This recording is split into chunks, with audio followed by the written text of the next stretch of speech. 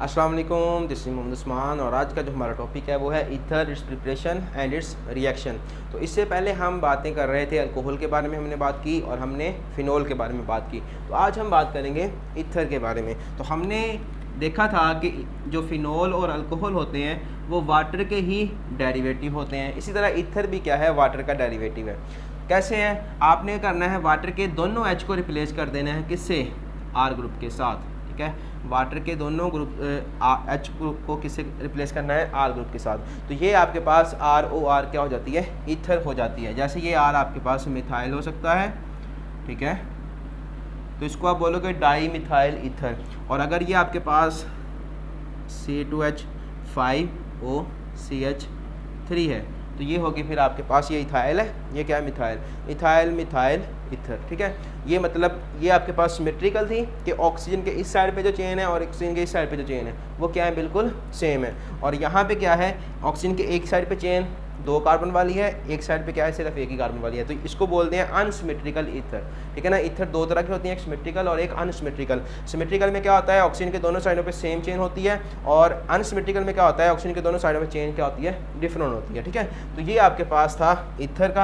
अब हम देखते हैं इसकी प्रिपरेशन के बारे में, थोड़ी सी बातें करते हैं। ठीक है, ईथर के बारे में बुक पे कुछ ज़्यादा चीज़ें नहीं दी गई। जो सबसे अच्छा मेथड है प्रिपरेशन का वो है आपके पास विलियमसन्स ईथर सिंथेसिस। ठीक है, ये जो मेथड होता है ये कोई इंडस्ट्रियल मेथड नहीं है, ये ठीक है एक वर्सटाइल आप कह लो कि लेबॉर्ट्री मेथड है। ठीक है ना, बहुत ही अच्छा मेथड है और इसके थ्रू आप ईथर तक जा सकते हो इजीली।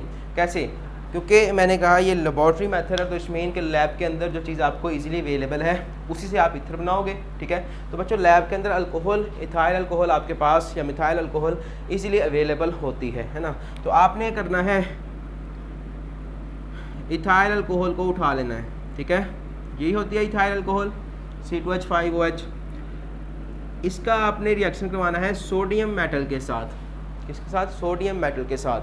जब आप रिएक्शन करवाओगे तो आपके पास C2H5O नेगेटिव हो जाएगा, Na पॉजिटिव हो जाएगा। ठीक है, ये हो जाएगा। और आपको पता है ये क्या था, एक वीक एसिड था, और एसिड जब भी मेटल से रिएक्शन करता है तो क्या खारिज करता है, H2 गैस निकलता है। तो यहाँ पे 2 मालिक्यूल इसके कर लो, 2 ही इसके कर लो, 2 ही इसके हो जाएंगे फिर। ठीक है, तो वो आपके पास ये क्या बना है, सोडियम अल्कोक्साइड आयन। ये आपके पास जो इतना है इसको बोलते हो अल्कोक्साइड आयन, और ये सोडियम लगा तो सोडियम अल्कोक्साइड आयन आपके पास प्रिपेयर हो चुका है। ठीक है, अब आपने C2H5O नेगेटिव Na पॉजिटिव, ठीक है, ये आपके पास प्रिपेयर हो चुका है। अब आपने इसका रिएक्शन करवाना है किससे, अल्काइल हैलाइड से, और वो क्या होता है आपके पास C2H5Cl। अगर आपने सिमेट्रिकल की ईथर बनानी है तो आप बेशक जितनी कार्बन यहाँ पे उतनी ही कार्बन वाला अल्काइल हैलाइड ले लो। ठीक है ना, लेकिन अगर आपने सिमेट्रिकल नहीं बनाना तो आप कोई और भी अल्काइल हैलाइड जैसे मिथाइल क्लोराइड यूज़ कर सकते हो। ठीक है, तो ये क्या है आपके पास, इथाइल क्लोराइड, या आप कह लो कि अल्काइल हैलाइड है। अब आप इसका रिएक्शन करवाओगे इसके साथ, लेकिन लैब के अंदर तो ये पढ़ा ही नहीं होता, नहीं ना होता। तो पहले आपने करना है इसको प्रिपेयर करना है। इसको प्रिपेयर कैसे करेंगे, हमें पता है कि इसको भी हम अल्कोहल से ही प्रिपेयर करते हैं। ठीक है, सबसे अच्छा मेथड क्या है अल्कोहल से प्रिपेयर करने का, वो था हमारे पास क्या, कि हम इसमें थायोनाइल क्लोराइड गैस को ऐड करें तो हमारे पास क्या होती है, प्योर फॉर्म में आपके पास अल्काइल हैलाइड बन सकता है। लेकिन क्योंकि हमारे पास जो लैब है वहाँ पे HCl काफ़ी मिकदार में मौजूद होता है, ठीक है, एसिड है ना, तो क्या होगा यहाँ से ये H इतना OH ले लेगा, H2O बना देगा, और ये C2H5 इस Cl के साथ आ जाएगा।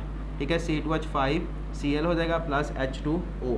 तो ये आपने चीज़ बनानी थी, बना ली। ठीक है, अब आपने इसका रिएक्शन करवाना है सोडियम अल्कोक्साइड आयन से, ये हो जाएगा C2H5Cl। अब होना क्या है, आपको पता है ये सोडियम है और ये क्लोरीन है। ठीक है ना, दोनों में क्या है, काफ़ी ज़्यादा एफिनिटी है। तो क्या होगा, ये दोनों ही मिलके साल्ट बना देंगे, NaCl बना दिया उन्होंने। ठीक है, अब इसकी एक वैलेंसी खाली, इसकी भी खाली, तो यहाँ पे तो आपके पास इतनी चीज़ बची है और यहाँ पे C2H5 में था इथाइल ग्रुप है, तो बस इनको जोड़ दो। C2H5 ये O हो गया, ये C2H5 और ये क्या बना फिर आपके पास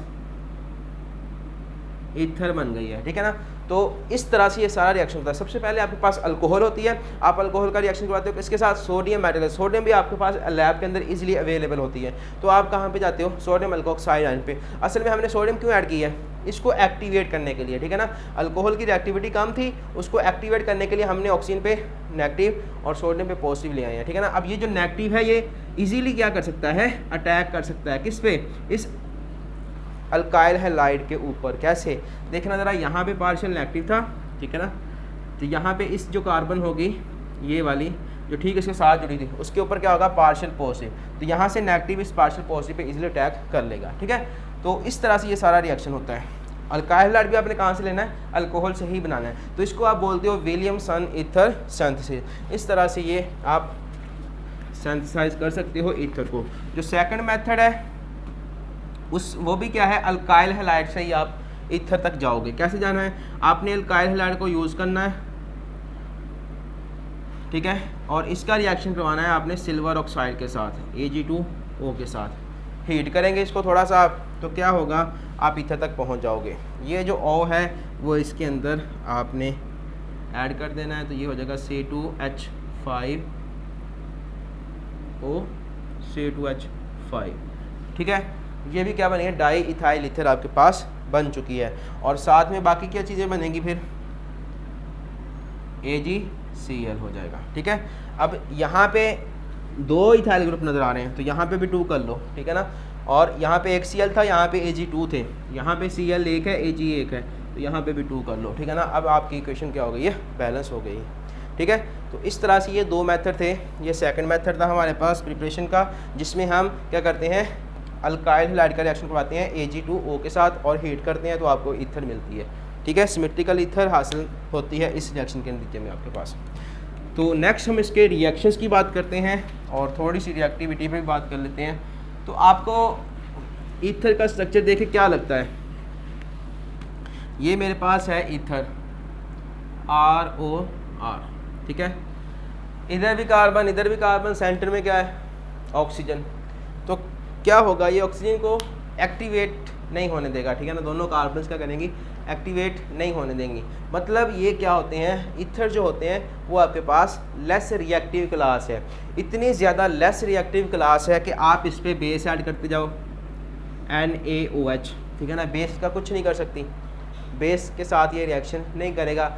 एसिड ऐड कर लो, डाइल्यूट एसिड, तब भी रिएक्शन नहीं होगा, ठीक है ना। अगर आप पे करोगे, यहाँ पे रिड्यूसिंग एजेंट को यूज़ करोगे, ठीक है, तब भी रिएक्शन नहीं होता। इस तरह आप कोई ऑक्सीडाइजिंग एजेंट ऐड करते हो, तब भी रिएक्शन इसका नहीं देखने में आता। मतलब आप इसको कह सकते हो, ईथर क्या होती है आपके पास, इनर्ट क्लास है, ठीक है ना। ऑर्गेनिक की क्या है, ये इनर्ट क्लास है। इसी वजह से हम क्या करते हैं, इसको एज अ सॉल्वेंट यूज़ करते हैं, ठीक है ना, क्योंकि ये रिएक्शन तो करता नहीं किसी से। तो हमने अगर कोई रिएक्शन करवाना है तो हम क्या कर सकते हैं, ईथर सॉल्वेंट के अंदर उसको करवा सकते हैं। जैसे आपको पता है, हमने अल्काइल हैलाइड वाले चैप्टर में ग्रिग्नार्ड रीजन की बात की थी, तो हम ग्रिग्नार्ड रीजन को इसके अंदर प्रिपेयर कर रहे थे। क्यों, क्योंकि ये क्या होता है, इनर्ट होता है, ठीक है ना। ये रिएक्शन इसके अंदर रिएक्शन हो तो सकते हैं, लेकिन ये उस रिएक्शन को कोई, उसके साथ कोई छेड़छाड़ वगैरह नहीं करता, ठीक है ना, इनर्ट है ये, ठीक है। अब आपने अगर इसके ऊपर कोई डाइल्यूट एसिड की बजाय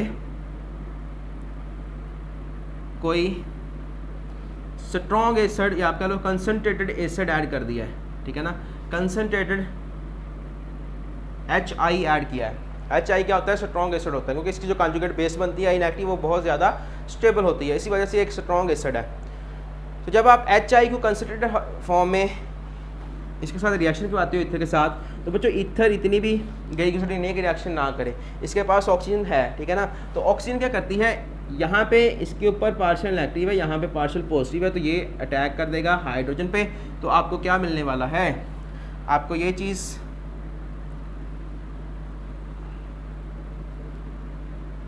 H यहाँ पे आ जाएगा। अब आपने ऑक्सीजन पे पॉजिटिव ले आए हो ना, इसको बोलते हैं अक्सोनियम आयन, ठीक है, इसका नाम क्या है, अक्सोनियम आयन। अब ऑक्सीजन पे आप पॉजिटिव चार्ज ले आए हो, इट्स मीन ये ऑक्सीजन क्या हो गई है, खतरनाक हो गई है, ठीक है ना, क्योंकि हाईली इलेक्ट्रोनेगेटिव एटम पे पॉजिटिव चार्ज कभी भी स्टेबल नहीं होता। तो अब ये क्या होगा कि जैसे ही इस पे पॉजिटिव चार्ज आएगा तो आई नेगेटिव इसका फ़ायदा उठाएगा। अब इस पे पॉजिटिव का मतलब इस पे बहुत ज़्यादा पॉजिटिव, इस पे बहुत ज़्यादा पार्शियल पॉजिटिव, तो ये आई नेगेटिव इन दोनों कार्बन में से यहाँ पे भी किसी एक पे अटैक कर सकती है, ठीक है ना, जिस पे उसका दिल करे। तो बच्चों फिर क्या होने वाला है आपके पास, अगर उसने इस पे अटैक किया है तो ये जो बॉन्ड के इलेक्ट्रॉन थे वो ऑक्सीजन पे शिफ्ट हो जाएंगे, ठीक है। तो इतनी चीज़ आप अलहदा कर दो, ये क्या हो जाएगा CH3OH अल्कोहल बन गई, ये CH3 के साथ क्या जुड़ गया है आई, तो ये आपके पास क्या बन गया, अल्काइल हैलाइड बन गया, ठीक है ना। तो इस तरह से ईथर HI कंसंट्रेटेड एसिड के साथ रिएक्शन कर सकता है। इसी तरह से ये तो फर्स्ट रिएक्शन था, एक और रिएक्शन बुक पे दिया हुआ है, वो है ईथर का रिएक्शन किससे करवाना है आपने, कहता है C2H5O C2H5 हमने लिया, इसका रिएक्शन हमें करवाना है फास्फोरस पेंटाक्लोराइड के साथ, तो भी ईथर रिएक्शन करता है और आपके पास अल्काइल हैलाइड बन जाएगा, ठीक है ना। ये C2H5 हो गया, यहाँ से एक क्लोरीन आएगी, ठीक है, और इसी तरह से ये C2H5 और एक क्लोरीन मिलके क्या हो जाएगा, फिर एक ये और एक ये, दो और दो ही क्लोरीन इसके साथ लग गई। यहाँ पे कितनी क्लोरीन बची हैं, 3, और एक फास्फोरस बचा है, और यहाँ पे ऑक्सीजन बचा हुआ है ना, तो उनका क्या बनना है फिर POCl3 बन जाएगा। तो ये सारा रिएक्शन था ईथर का, ठीक है। ईथर के बारे में ज़्यादा बातें नहीं है, यही थी। तो यहाँ तक कोई क्वेश्चन हो तो लाजमी पूछेगा। Thank you very much.